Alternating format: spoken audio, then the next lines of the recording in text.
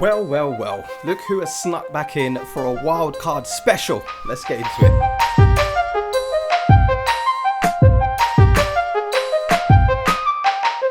How are we doing? My good people, welcome back to FPL of the Day.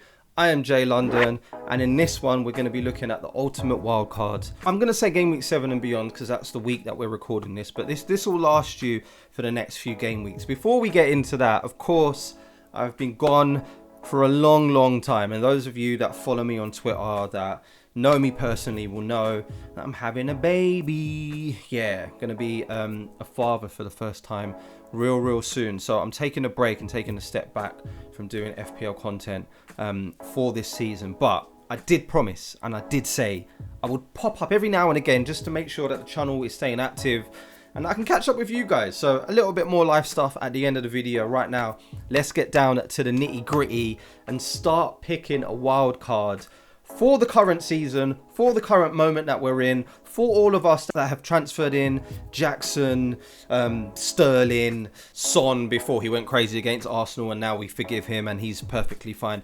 Do you know what I mean? We're going to have a look at some players that we all need going forward for the next few fixtures, and hopefully this will help you whether you're wildcarding or not. First and foremost, as always, before we can do any wildcard, and I still don't know how people actually manage to do a wildcard without doing this, we need to look at the fixtures. So here they are. Looks a little bit of a mess, a little bit of a Royal Rumble right now. So I've simplified it. I'm gonna focus on these teams right here. That doesn't mean that we can't look at players from the other teams that I'm talking about, but these teams here that are highlighted are probably the ones that we're going to be targeting the most, especially for this wildcard draft anyway. So yeah, Aston Villa's in there, so is Brighton, Liverpool, Manchester United, Newcastle, Spurs and West Ham. Manchester City, disclaimer, obviously Haaland's going to be in there, and maybe a few Manchester City players as well, because we know what Manchester City are capable of. But if we're only talking fixtures, these are arguably the teams with the best fixtures over the next sort of 6 to 7 coming game weeks, all right? If you disagree with that, that's fine. I mean, we can still have some Arsenal players in there. We can still maybe put in some Chelsea players in there if you still believe in them. I don't, but maybe you do. So let's just get straight into it. Let's not waste any time because a baby could be here any moment and I might have to shoot off to the hospital. So, as you can see, the bench has already been left wide open for you. You can see Areola's on there. So is Estupinian. He has made the cut. Udogi as well, and Archer, just a nice dud 4.5 striker because that's what we need, right? And then yeah, Haaland. I mean, we're not going to make a wildcard draft without Haaland, are we? Like, it's just, let's not even think about that. So yeah, that's what the bench looks like. Let's start with the defense, the goalkeeper, and the 3 defenders of choice, which are of course Flecken in goal, who is my personal goalkeeper right now in my current FPL team. And I can already hear you didn't put Brentford at the start on the fixtures, like you grade them out. Flecken's a good choice, yeah, and we like Flecken, and I feel like he's probably the best value keeper at the current stage. Plus, if we're making it for game week 7, he's playing Nottingham Forest, and we don't expect too many goals from Nottingham Forest at this current time, do we? If we're being honest. We've got cash. We've doubled up on the Newcastle defence because I think anyone who is making a wildcard or who is sensible enough and playing the game properly and bringing in players have already brought in some Newcastle assets. So Trippier's there, so is Botman.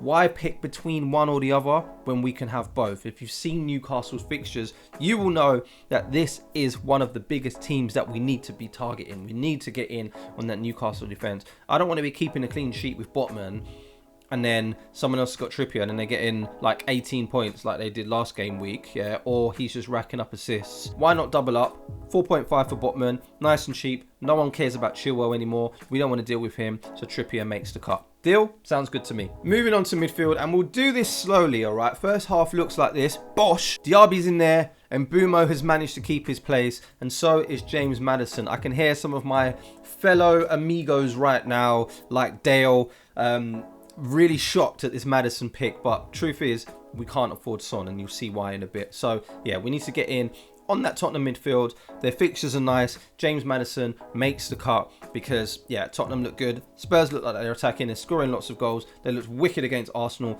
He provided 2 assists, and going forward, Maddison does look like a good pick. Okay, there, I've said it. I've got it off my chest. He's in the team, and Bumo still keeps his place because he's on pens I like the look of this Nottingham Forest fixture. Of course, you could go for someone like Matoma, you could go for Foden if you want, but I'm liking to keep the options open here and just have someone a little bit different. So yeah, I feel like most people do currently have Mbeumo in their FPL teams, and if I was to wildcard, I wouldn't want to miss out on any Nottingham Forest points.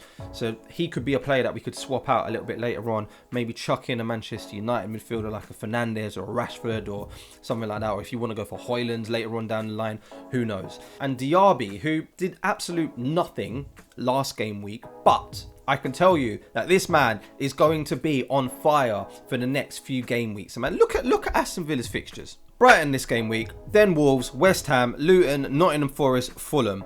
Absolutely juicy for Diaby. Okay, so yeah, they've got Bournemouth in that run as well, of course, Tottenham, and then after that they've even got like Brentford and Sheffield United. So yeah, I really do want to go for an Aston Villa midfielder. Of course, if you want to go for somebody else, you could go for Ollie Watkins up front, but you guys know me, like if you do know me, I'm not a person who is going to go for Ollie Watkins because he is an absolute troll and me and him have got beef. Maybe you want to go for Bailey instead, that's fine. I personally want to go for Diaby. Last two midfielders look something like this. Of course, Mohamed Salah is in there. I'm going to come to him in a bit. But the surprise pick, even for me, is James Ward-Prowse. I've been trying not to even talk about this guy amongst other FPL players for the last 6 or 7 game weeks because I do feel like he's a little bit of a troll.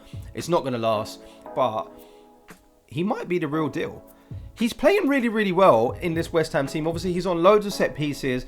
West Ham can only get better and only can like start to score some more goals. And you've seen their fixtures like we've just been looking at the start of the video and like we just did there. So James Ward-Prowse, I think, is probably the best punt that we can have in midfield if we are going to be making a wildcard draft. He's probably the best striker for 7 mil. I know he's gone up like 0.5 mil, yeah, but he's playing for Manchester City. There is a risk that his minutes might get managed. When that time comes, we can deal with it. But at this current moment in time, he looks like he's starting every game. He's playing at least 60 minutes and he's playing in the best attacking team in the league.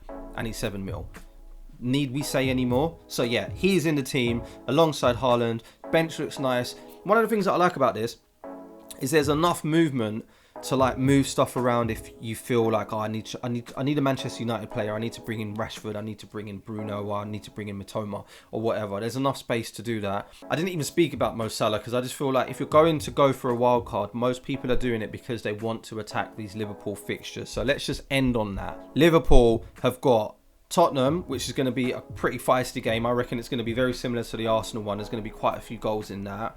Brighton's going to be tricky, but then Everton, Nottingham Forest and Luton are 3 fixtures that scare me without Mohamed Salah. So if you feel like you can even double up on that and you Liverpool attack and go for someone like Diaz or Jota or Nunes if you feel like you can afford it, or you're not as worried as I am about their minutes being managed, then fair enough, then go for it. Yeah, I think I might wait a little while before I bring in Diaz. Maybe I might get to the Everton fixture and feel like, do you know what, Mbeumo's got to go, Ward-Prowse has got to go, Diaz has got to come in.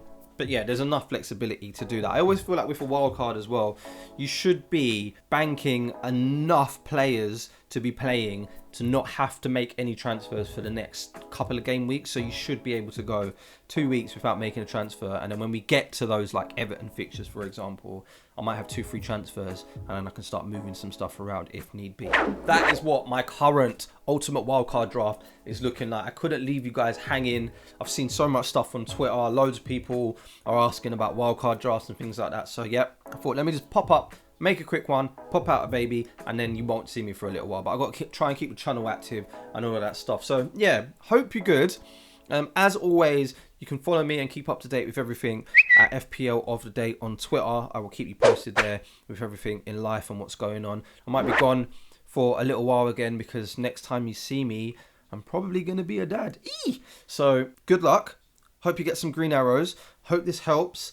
Leave a comment down below. Let me know how you're doing, what you've been up to, what's going on, how your season's going, what kind of plans you've got for your wild card and all of that stuff, and just general catch-up stuff because I love talking to you guys. Let me know down in the comments what you've been up to, and hopefully I will see you real soon with the baby FPL of the Day. Madness. Good luck.